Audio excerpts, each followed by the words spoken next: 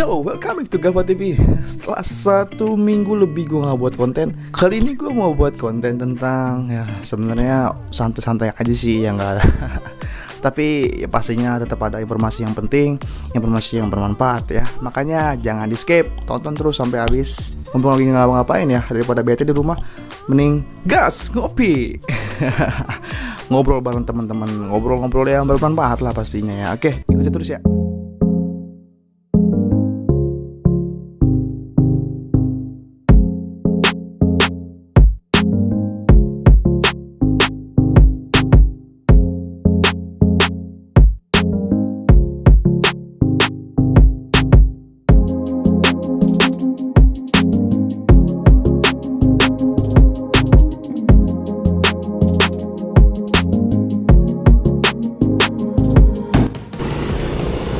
Gila, dia udah sampai nih. Nah. Iya, baru aja sampai di tempat nongkrongan, di tempat kopinya, warkopnya ya. Ya biasa ditemenin sama, bukan biasa sih ya, baru pertama kali gue temenin sama dia di sini di video konten gue. Dan ini, waduh, ini backlight banget nih gitu. Nah ini nih pengusaha nih, Masya Allah nih, calon pengusaha sukses nih.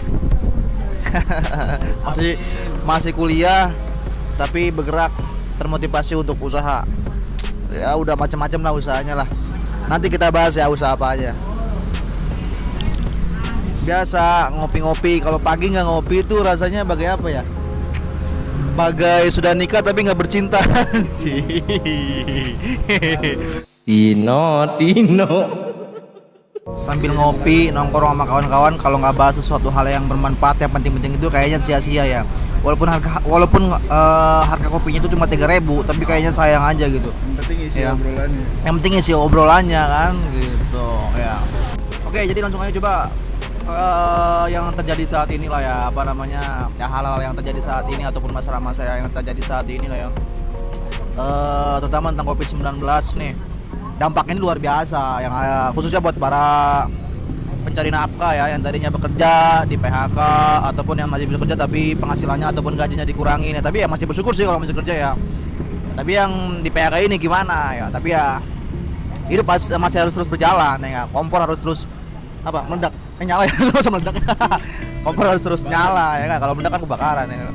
Oke, nah ini sebagai anak muda harus bisa berinovasi mengatasi masalah-masalah yang sedang terjadi ya. Bagaimana caranya agar tetap bertahan ya, walaupun keseok-seok ya, tapi itulah salah satu cara menyikapi keadaan saat ini ya. Kita kan nggak akan tahu, siapa tahu sekarang jadi tukang cukur, besok punya besok jadi direktur gitu ya. Siapa tahu sekarang ngamen ya, besok jadi saingan Peter Pan dengar ya? Noah. Hah? Iya. Ya lebih seperti itulah. Yang penting dapat duit lah. Yang penting kompor ngegas. Pokoknya gitulah ya, kompor ngegas atau kompor menduk lah gimana. Nah ini nih bos kita satu ini sebenarnya wah Masya Allah nih.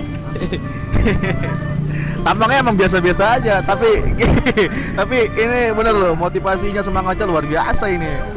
Ya terus berinovasi di era pandemi ini ya. Coba kayaknya gue perlu nanya-nanya sih sedikit aja tentang dia lah, meminta apa ya. Ya siapa tahu ada hal yang bermanfaat ya. Pasti sih ada hal yang bermanfaat ya yang bakal disampaikan nanti.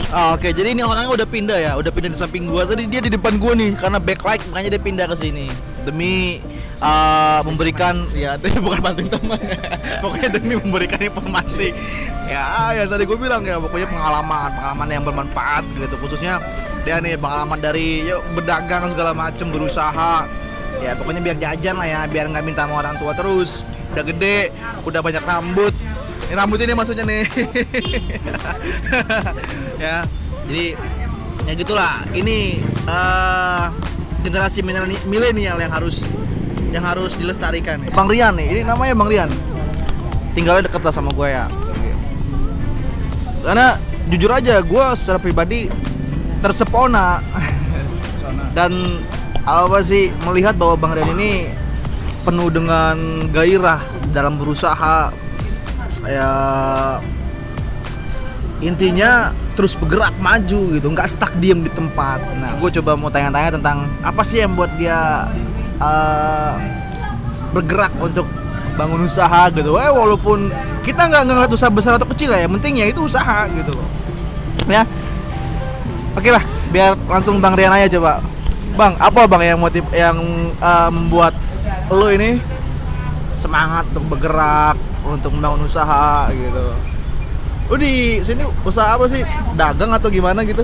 Gua dagang kentang doang, gua mah pedagang kentang. Ceritain sih gimana kok bisa sampai lu kepikiran buat dagang, buat buka usaha gitu Bang? Apa emang ada hubungannya sama dasar pendidikan lu atau gimana gitu? Kalau dasar pendidikan mah enggak, cuma ya dari kecil aja suka dagang. Dari kecil pernah dagang lele-lelean yang tarik-tarikan tuh. Iya. Iya, gua pernah. Oh iya, tahu. Muter gua pernah muter. Iya, betul. Terus setiap itu selalu gua dagang, kayaknya dagang enak. Dagang ataupun usaha gitu udah lama ya? Udah lama, alhamdulillah. Dan kan setahu gua usaha lu tuh beda-beda kan ya. Kemarin apa, terus sekarang apa gitu ya kan. Nah, yang pertama kali kan tadi kata lu kayak jual lele-lelean tuh. Ntar coba gua cari videonya. Kayak gimana sih lele-lelean itu ya. Nah, terus abis jualan lele itu, mainan lele itu gimana lagi, terus lanjutannya gimana itu? Kan dulu masih kecil ya nggak pikiran buat cari duit kayak sekarang itu buat jajan. Ya gue juga usaha ini nggak sendirian, gue sama teman gue, sama si Ibnu, ada Ibnu juga. Ya gue motivasi, emang kalau motivasi apa, jualan sih intinya gue pengen buka lapangan kerjaan. Gimana caranya orang, kan di masa pandemi ini susahnya orang kerja ya, walaupun nggak banyak tapi ya alhamdulillah lah buat bantu temen, daripada main Mobile Legend mulu di gangan ya kan. Enak gue liatnya, lebih baik gandeng orang buat bantuin sambil hitung-hitung, ngasih pengalaman berdagang juga gitu. Betul, jadi selain visi misinya itu untuk mencari rezeki sendiri, tapi di balik itu ada doi nih buka kesempatan buat orang lain ikut sama dia, mencari pengalaman bareng. Ya intinya sih buat dia sesuatu hal yang luar biasa ketika dia itu bisa membuka lapangan pekerjaan ya. Intinya membuka lapangan pekerjaan, nah nggak peduli pekerjaan itu apa, yang penting halal, berkah. Itu sudah penting itu ya, milenial banget emang bener. Oke, terus sekarang kan tapi sebelum usaha yang sekarang nih, usaha lu sekarang nih apa nih ya? Tadi lu bilang dagang kentang gitu ya? Iya. Kalau sebelum ini mah setahun gue bisa ganti 3 kali tuh saking bobroknya dulu manajemen.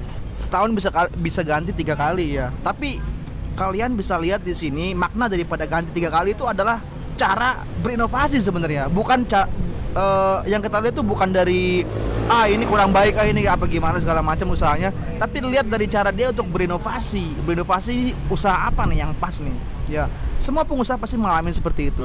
Kalau mau buka usaha sih intinya gimana cara menyesuaikan sama pasarnya, lihat kondisinya sih, intinya sih kondisi sekitar, apa yang diperluin sama masyarakat sekitar, rasanya enak, insya Allah pasti laku. Oke, tapi by the way ini lu masih kuliah kan? Masih kuliah. Ada nggak sih hubungan, maksudnya latar pendidikan lu, latar kuliah lu nih sama dagang ini ada nggak sih hubungannya? Nggak ada. Gua kuliahnya apa? Gua alumni Trisakti, alhamdulillah. Trisakti. Tadinya pelayaran, terus pindah ke Trisakti. Sekarang lagi ngambil lagi bea cukai. Jadi ya sebenarnya kalau basic buat di dagang sih bisa aja. Ntar gua lulus, kalau lulus dari bea cukai bisa gua buka PPJK gitu, konsultan pajak bisa. Mantap, jadi ini pinter nih. Ini ngambil ilmu pendidikannya itu adalah ilmu yang nggak ada matinya sebenarnya, buat usaha ya. Karena ya impor ekspor itu nggak ada matinya memang, sampai nanti zaman orang akhir juga itu impor ekspor itu bakal terus berjalan, bahkan pasti terus berkembang dan membutuhkan orang-orang yang memiliki skill. Ya itulah, dia lagi-lagi berinovasi, melihat peluang itu, makanya diambil pendidikan yang sejalan dengan yang dibutuhkan untuk dunia impor dan ekspor impor ya. Nah kan tadi lu bilang bahwa sebelum usaha yang sekarang ini lu punya usaha-usaha yang lain kan sebelumnya yang sudah berganti-ganti lah ya. Itu usaha apa itu sebenarnya tuh? Dan kok bisa sampai ganti-ganti terus gitu loh? Kenapa itu kira-kira? Kalau yang awalnya mah itu sama juga, avocado juga, kentang juga itu dulu. Ya namanya juga sama berbisnis sama temen, dan sedangkan gue franchise ya namanya juga pasar, gua nggak tahu. Ya biasalah. Inovasi lagi ya, jadi kemarin namanya Ciking Oishi itu udah setelah itu. Ciking Oishi itu apa tuh? Itu kayak cikilin, kalau cilin Chicken lah ya, chicken kayak silin ya, Kayak ayam gitu kayak ya, ayam. kayak silin ya. Kayak silin gitu. Nah itu setelah gua lihat-lihat dengan pasar di Priuk nih, yang mayoritas orangnya mau murah dan banyak, dan itu nggak worth it buat di daerah Priuk sini. Jadinya harus berinovasi lagi, tutup lagi, terus ganti untuk bikin itu apa, brule dulu. Apa tuh brule? Brule itu kayak Mama Gigi, itu nggak? Oh iya. Yang Mama Gigi jual tuh. Dan lagi-lagi pasarnya nggak cocok buat harga 15.000 isi 6. Kalau di Priuk terlalu mahal. Mungkin kalau di Jakarta Selatan sana ya murah lah, 15.000 isi 6 gitu. Dan udah sekarang yang lagi dijalanin ya poceng. Balik lagi ke kentang, ke awal lagi. Iya, jadi di balik itu ada ilmu juga nih. Bukan cuma sekedar gonta-gantinya ya, tapi kita lihat berinovasi ya kan? Ketika ada masalah-masalah, tidak membuatnya putus asa, tidak membuatnya ya udahlah gue berhenti usaha, enggak, tapi mencoba berinovasi, menyelesaikan masalah, mencari jalan keluar. Jadi ganti-ganti usaha nggak apa-apa ya, yang penting tetap berjalan ya enggak? Dan ilmu yang lainnya di sini yang kita tangkap ya adalah ketika usaha itu jangan asal usaha ya, bener nggak? Kita harus bisa menyesuaikan pasar nih. Kira-kira di daerah sini butuhnya apa? Orang Jakarta, orang Priuk tuh senangnya nongkrong, karena kalau beli sedikit harga mahal nggak bisa buat satu tongkrongan. Nah betul. Gitu, sukanya nongkrong nih. Kalau mau usaha di Priuk itu angkringan, kopi shop tuh pasti laku. Angkringan banyak banget ya. Jadi bagaimana harganya murah, enak, banyak ya. Tapi bisa lama gitu, maksudnya bisa kita nikmatin lama buat nongkrong, buat apa ya. Taruhlah kita beli minuman 10.000, minumannya 10.000, nongkrongnya bisa 1 jam, 2 jam. Ya, tapi itulah bisnis gitu. Itulah realita pasar yang ada di sini. Maksudnya selera yang ada di sini itu seperti itu gitu loh. Dan ya mungkin di daerah-daerah lain juga sama. Pasarnya ya sama seperti di daerah Priuk ini, angkringan emang banyak, minuman-minuman juga, aduh udah bejibun, makan makanan ringan. Ada karakteristik ya. Iya betul. Jadi walaupun jenis bisnisnya itu sama, setidaknya dan setidaknya sih emang perlu ada apa tuh? Karakteristik dari makanan produk lu sendiri sih. Nah bener, Iya, harus ada apa nih yang menonjol dari produk lu. Iya, jadi ada salah satu hal yang penting yaitu karakteristik kayaknya. Dan juga hal yang menonjol ataupun yang buat orang itu jadi kayak ngerasa beda ketika menyicipi produk lu gitu. Itu bagus sih, ilmu tuh. Itu ilmu, catat. Jadi obrolan sambil ngopi pada pagi ini manfaat banget loh. Sedikit ilmu, ya sebenarnya bukan sedikit sih, itu sebenarnya banyak ya. Itu dikupas udah hampir dagingnya sebenarnya itu. Udah hampir ke biji mas sebenarnya. Ya kurang lebih seperti itulah ya. Apalagi yang dibahas ya, tapi kayaknya untuk video kali ini cukup dulu deh ya, seperti itu ya. Nanti bakal ada kelanjutannya dan mungkin gua akan coba bahas tentang bisnisnya dia nih yang sedang berjalan saat ini. Apa sih bisnisnya, seperti apa prosesnya, terus ya pokoknya bentuk fisik bisnisnya seperti apa. Pokoknya ya gua kasih lihat lah, biar kita semua tahu gitu loh bisnisnya apa, seperti apa, dan ya pokoknya stay tune, tonton terus, jangan lupa untuk di like, subscribe, dan juga komen. Dan bila perlu di-share sih, emang perlu di-share karena video-video gue ini berisikan tentang hal-hal yang bermanfaat, tutorial-tutorial dan sharing yang bermanfaat tentunya buat kalian semua. Ya, thank you buat yang udah support channel gue. Gue doain semoga channel YouTube kalian juga sukses dan juga apalagi ya, kebanyakan ngomong gue lah ya. Udah pokoknya seperti itu. Oke, see you. Cepet kaya Cepet kaya kata ya, amin ya. Oke, see you. Thank you. Bye bye.